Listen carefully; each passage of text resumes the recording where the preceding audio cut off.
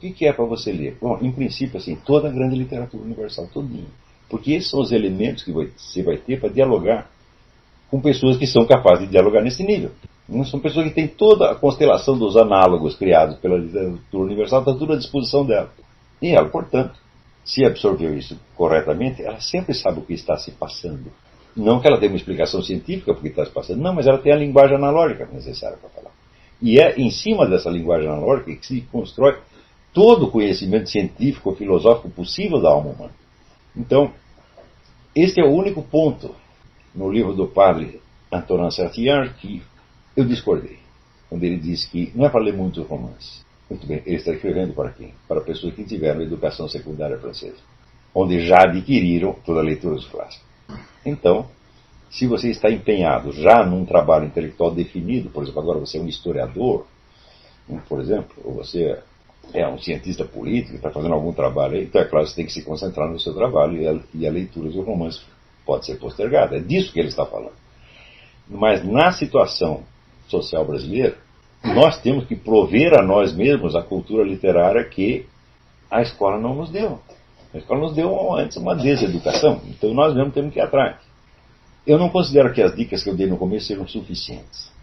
Além da extensa leitura de literatura, é necessário você ter uma meditação sobre o que é a obra de arte literária, quais são as suas possibilidades, quais são os seus limites, até onde ela não pode chegar.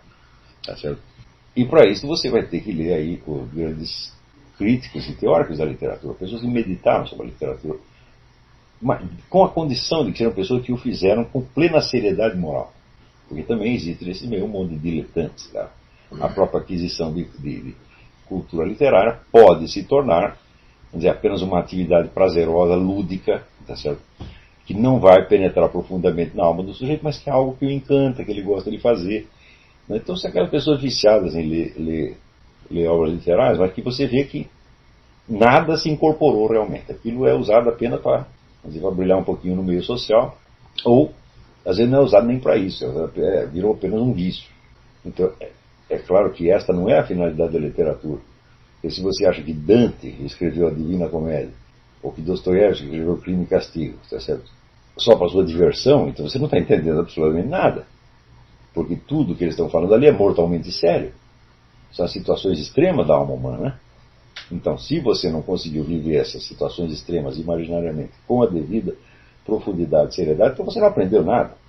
Então, ressalvado esse caso, vamos dizer, do vício, então, a aquisição da cultura literária e vamos dizer, a meditação sobre a obra de arte literária, para você saber o que não dá para fazer por meio dela, o que você vai ter que completar por outros meios, que depois conversaremos, isso aqui continua sendo a base de toda a educação.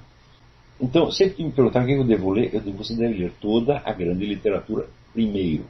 Você já leu Shakespeare inteiro? Não. Você já leu Dante? Não. Você leu Homero? Não. Você já leu Dostoiévski? Já leu Tolstói? Não. Então por que vem me perguntar o que deve ler? Se você pegar os nossos professores de literatura, você verá que todos eles dizem, não, você deve ler aquilo que você gosta de ler. Então, ora, essa resposta não diz absolutamente nada. Porque se você vai ler somente o que você gosta, então você vai continuar gostando sempre das mesmas coisas. Não é isso? Então, por exemplo, eu quando era moleque era viciado em histórias em quadrinhos. Digamos, entre os 8 e os 11 anos. Eu acho que com 11 anos eu me livrei do vício. Tá certo? Então eu lia todas as histórias em quadrinhos que caíam na minha mão. Era isso que eu gostava. Se é para ler só o que gosta, eu estaria lendo história em quadrinho até hoje. Nós não gostamos sempre das mesmas coisas, né? O próprio seu gosto tem que se abrir para uma coisa que você não gosta. Né? Então eu conheci um guru argentino que tinha uma norma terrível. Ele dizia, que te gusta e lo que não te gusta. Eu acho que esse é um princípio pedagógico fundamental. Por exemplo, às vezes você vê que meninos novos, de 11, 12 anos, eles não gostam de meninas. Tem horror às meninas. Depois, mais tarde, não fica louco pelas meninas. O que aconteceu? Né? Ele aprendeu a gostar de uma coisa que ele não sabia que era bom. Então, além do círculo que você gosta, existem mundos e mundos e mundos, universos inteiros. Então, o que você tem que fazer é o seguinte, não é ler o que você gosta, meu filho, é você saber o que as pessoas de grande nível cultural e intelectual leram e ler o que elas leram. Você não precisa gostar no começo. Eu não estou falando para você gostar. Não estou falando para você se divertir, estou falando para você aprender. Né? Só que é o seguinte, depois de você fazer isso 2, 3 vezes, você vai acabar gostando, é claro.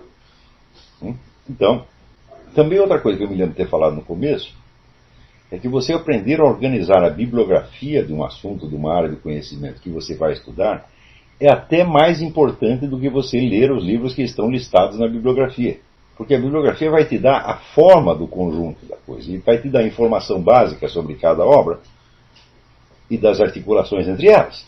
Né? Então, por que as pessoas continuam me perguntando o que elas devem ler? Né?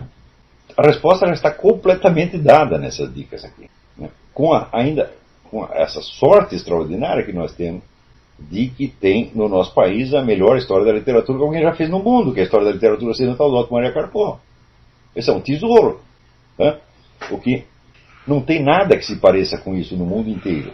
Eu já vi milhares de histórias da literatura, não tem nada que tenha, vamos dizer, tanta unidade de critério, tanta riqueza humana colocada ali. Não tem.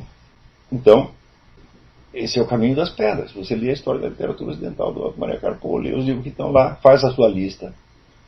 Primeiro você lê a história da literatura ocidental do começo até o fim, com a única finalidade de você fazer a lista. Agora no Brasil, eu não conheço ninguém que fez isso. Bom, tem 2 ou 3 alunos aí que parece que estão fazendo. Né? Eu conheço gente que, assim, anota título de livro, não para ele ler, para ele aprender aqui, mas para ele publicar um livro e ganhar algum dinheiro com isso. Isso aí, o Brasil está cheio. Você dá um curso, vem 15 neguinhos para pegar título de livro para ele abrir uma editora e fazer fama com isso. Está cheio.